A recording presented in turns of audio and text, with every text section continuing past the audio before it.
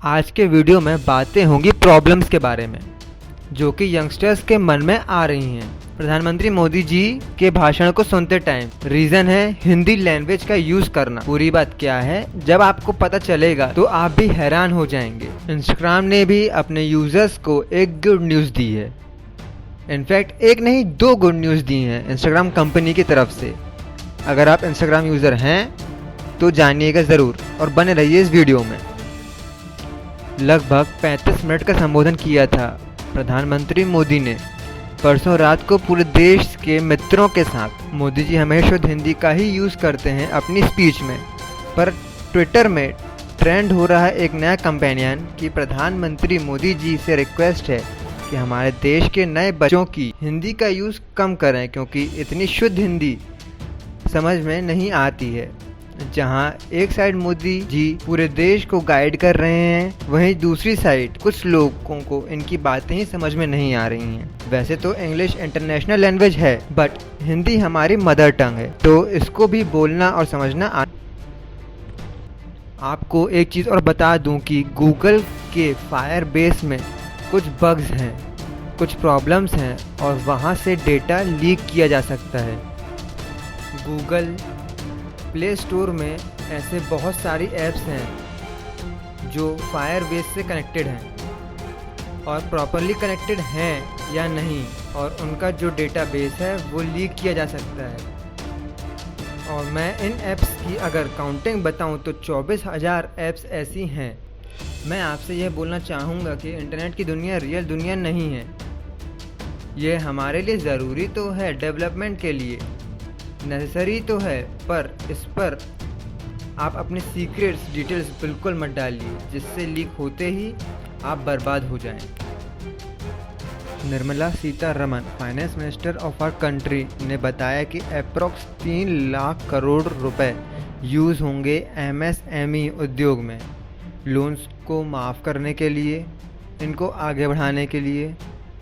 मगर गवर्नमेंट ने एमएसएमई की डेफिनेशन ही बदल दी।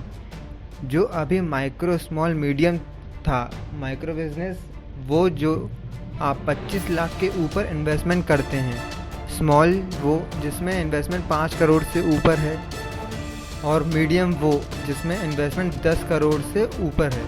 लेकिन राहत पैकेज के बाद एमएसएमई की डेफिनेशन को बदल दिया गया। जहां 25 लाख मिनिमम था वो 1 करोड़ हो गया, और स्मॉल बिजनेस मिनिमम 10 करोड़ और मीडियम बिजनेस मिनिमम 25 करोड़। अब आप ही बताइए, आप छोटे बिजनेस को कैसे सपोर्ट कर रहे हैं जब छोटे होने की डेफिनेशन ही आपने इतनी बड़ी कर दी।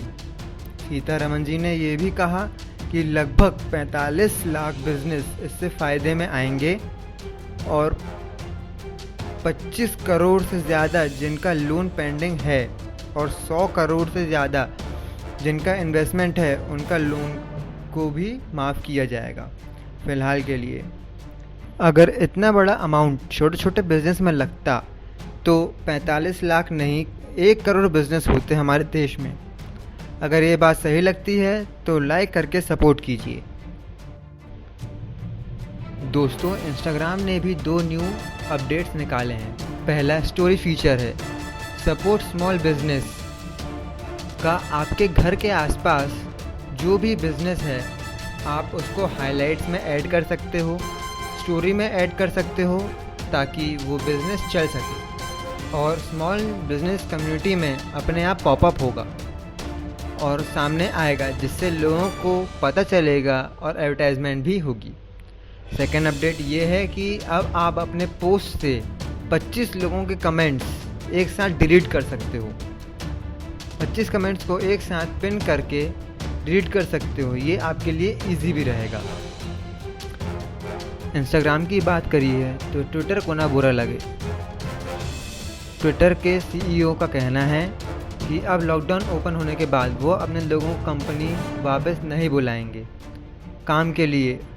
उनके यहाँ हज़ारों की संख्याओं में काम करने वाले लोग हैं।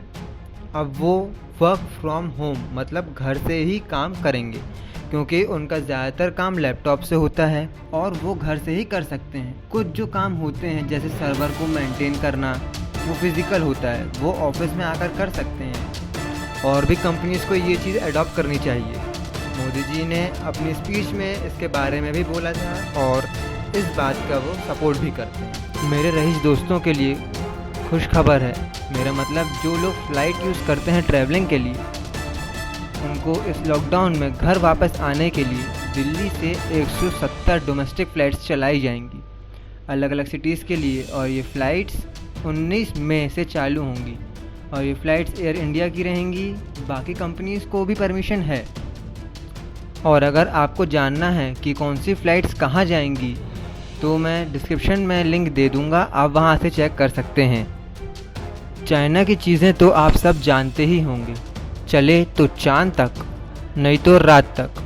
चाइना का एक रॉकेट नाम लॉन्ग मार्च 5B हवा में जाके फेल हो गया और वापस अर्थ की तरफ गिरने लगा।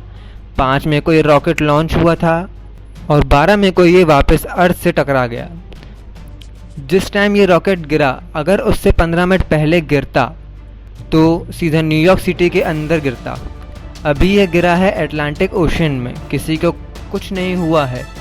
ये रॉकेट 100 मीटर लंबा और 5 मीटर चौड़ा, 3 टन का इसका वेट था। अगर ये न्यूयॉर्क सिटी पे गिरता तो बहुत नुकसान हो जाता, बहुत तबाही मचाता। चाइना इस साल 2 और रॉकेट टेस्ट करेगा, लेकिन यूएस ने उसको वार्निंग पहले ही दे दी है कि हमारे देश में नहीं गिरना चाहिए आपका रॉकेट। क्या आप भी मानते हैं कि चाइना के प्रोडक्ट चले तो चांद तक नहीं तो रात तक टाइप्स होते हैं? कमेंट करिए और बताइए मुझे।